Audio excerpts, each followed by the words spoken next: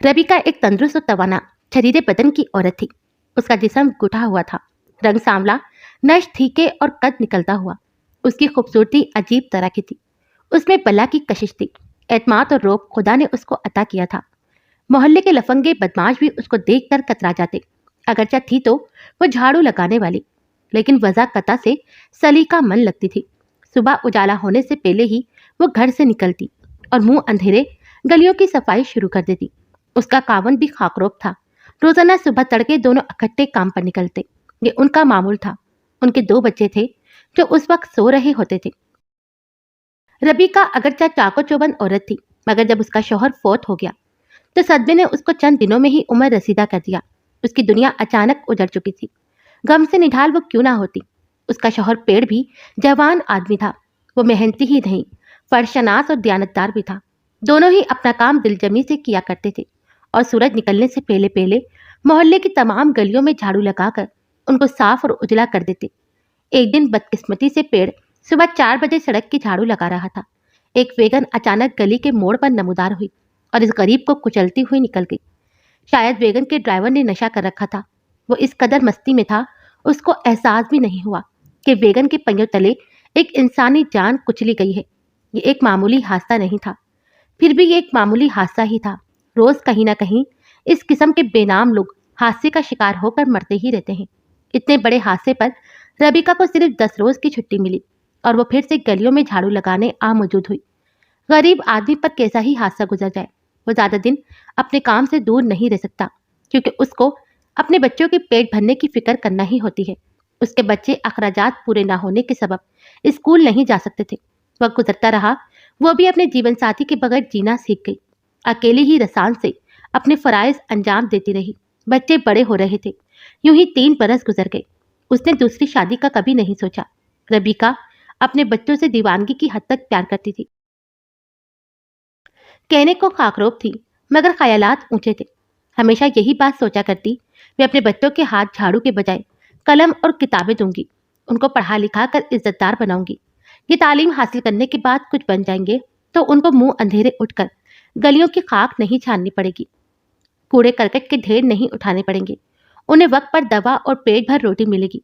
उसने नौरीन और कमाल को स्कूल में दाखिल करवा दिया।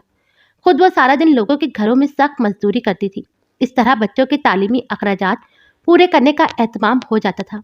वो हमारे घर रोजाना शाम को लॉन में पानी लगाने आती। अम्मी की आदत थी शाम को लॉन में कुर्सी डालकर बैठ जाती। जब रबीका आती, वो उसके साथ गुफ्तगू करती जाती और वो अपना काम सरअंजाम देती रहती। वो अक्सर अपने बच्चों के बारे में ही अम्मी से बातें करती या फिर महंगाई से मुतल्लिक गुफ्तगू होती। वो किसी सियाने ज्ञाने की मानिंद थोड़ी पर उंगली रख कर कहती, बेबे जी, क्या ये नहीं हो सकता कि सरकार सारे मुल्क में हर किसी का इलाज मुफ्त कर दे, खासकर हम गरीबों को बगैर खर्चा किए दवा दारू मिले। मेरे बच्चे तो आए दिन बीमार रहते हैं। अम्मी तब सोच में पड़ जाती कि इसको क्या जवाब दे। ये अकेली औरत अपने बच्चों के लिए कितनी मेहनत करती है। इसका तो कोई सहारा भी नहीं है। अगर इसको कुछ हो गया तो बच्चों को कौन देखेगा। लेकिन खालिक का अपना निजाम है। हमारी अकल उसके इशारों और रमूज का अहाता नहीं कर सकती।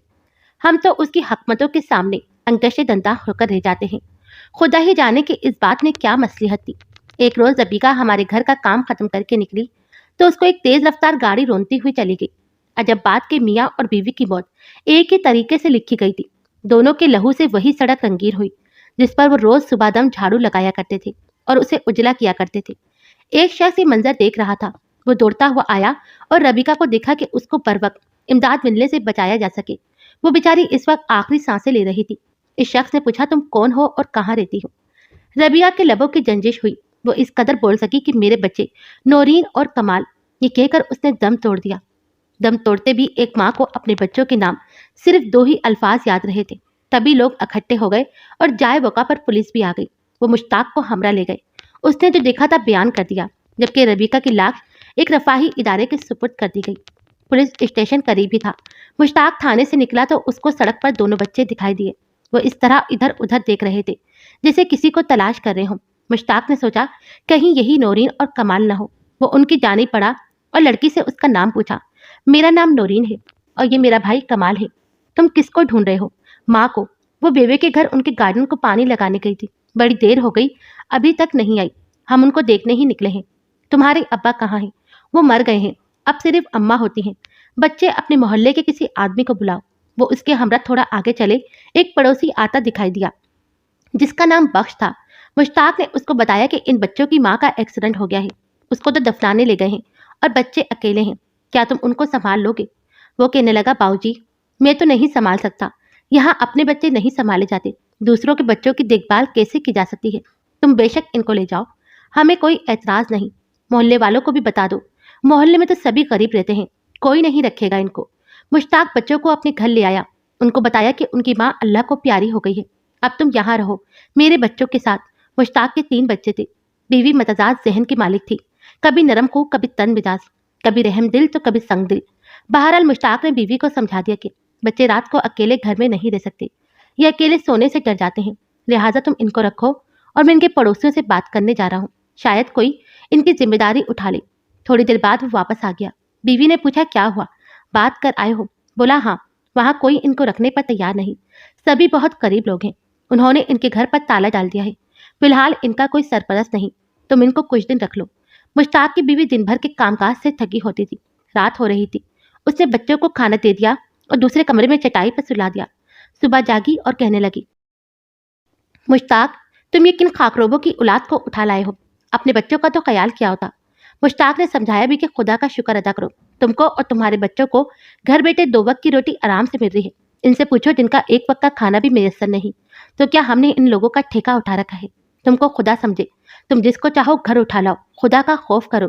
मुश्ताक ने कहा, यतीम और बेसहारा बच्चों को नहीं, इस वक्त तुम अपनी किस्मत को धत्कार रही हो।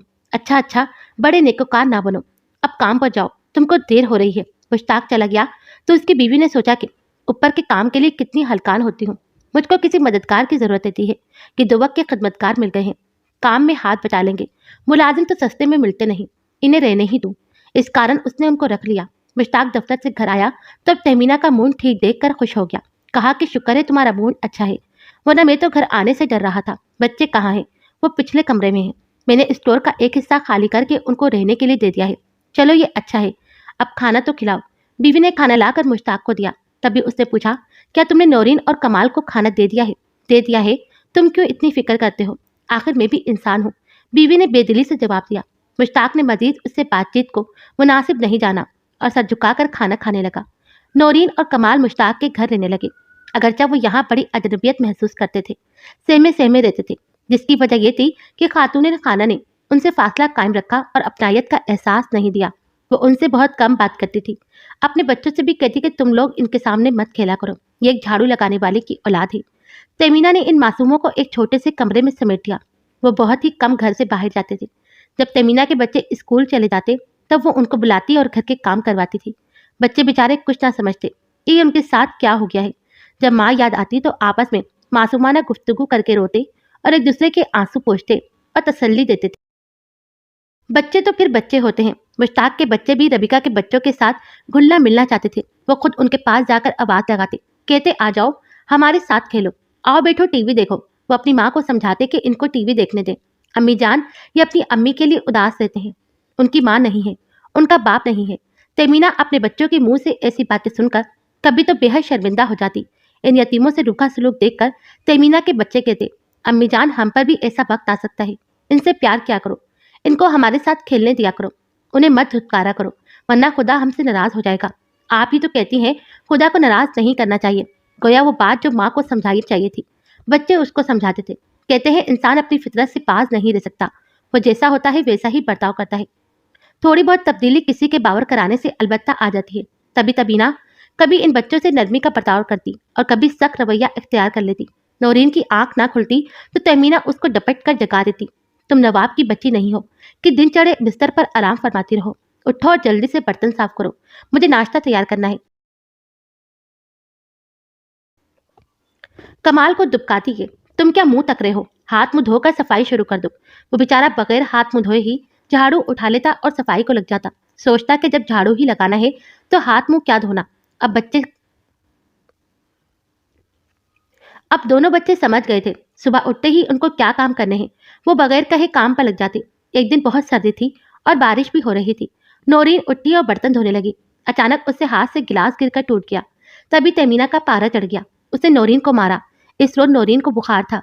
जब मार पड़ी तो खौफ से बुखार और तेज हो गया। वो तमाम दिन स्टोर में पड़ी रही, मगर तहमीना ने उसकी खबर नहीं ली। दवा दी और न खाने का पूछा। बहन के हिस्से का काम भी कमाल ने किया। इस रात कमाल अपनी नन्ही बहन के सरहाने बैठा उसका सर दबा रहा था और नौरीन बार बार पानी मांग रही थी। वो दिन भर की भूखी थी। चाय की एक प्याली तक का मालकन ने नहीं पूछा था। वो दिन भर की भूखी थी। चाय की एक प्याली तक का मालकन ने नहीं पूछा था। तभी कमाल को ख्याल आया, क्यों ना नौरीन को थोड़ा सा दूध ला दूं। वो दबे पांव किचन में गया, जहां दूध का पतीला रखा था। उसने एक कप भरना चाहा तो कप उसके हाथ से फिसल कर फर्श पर गिर गया। तेमीना बराबर वाले कमरे में थी। उसने पुकारा, कौन है? कोई जवाब न मिला, मगर कदमों की हल्की सी आहट सुनी तो चोर चोर चिल्लाने लगी। उसका शोर सुनकर कमाल डर गया और सहन में आ गया। उसने खौफ से बाहर का दरवाजा खोला और बाहर निकल गया। सुबह जब तहमीना स्टोर में आई, देखा कि लड़की तो बेसुध पड़ी है, मगर कमाल मौजूद नहीं। उसने नौरीन से पूछा, कमाल कहाँ है? मुझे पता नहीं बाजी, बच्ची ने जवाब दिया। इन दिनों मुश्ताक दफ्तर के काम से किसी दूसरे शहर गया हुआ था। 2 दिन गुजर गए, कमाल नहीं आया। तहमीना को फिक्र हुई, ये लड़का कहाँ गायब हो गया है। मुश्ताक आए तो कहे कि कमाल गायब है, और किससे ये बात कहती। शोहर आ गया, बताया कि लड़का तो 2 रोज से गायब है। कहाँ गायब है क्या मालूम, आप देखो। नौरीन भी कुछ नहीं बताती। नौरीन का बुखार उतर चुका था। वो बहुत कमजोर हो गई थी। कमाल के लिए परेशान थी।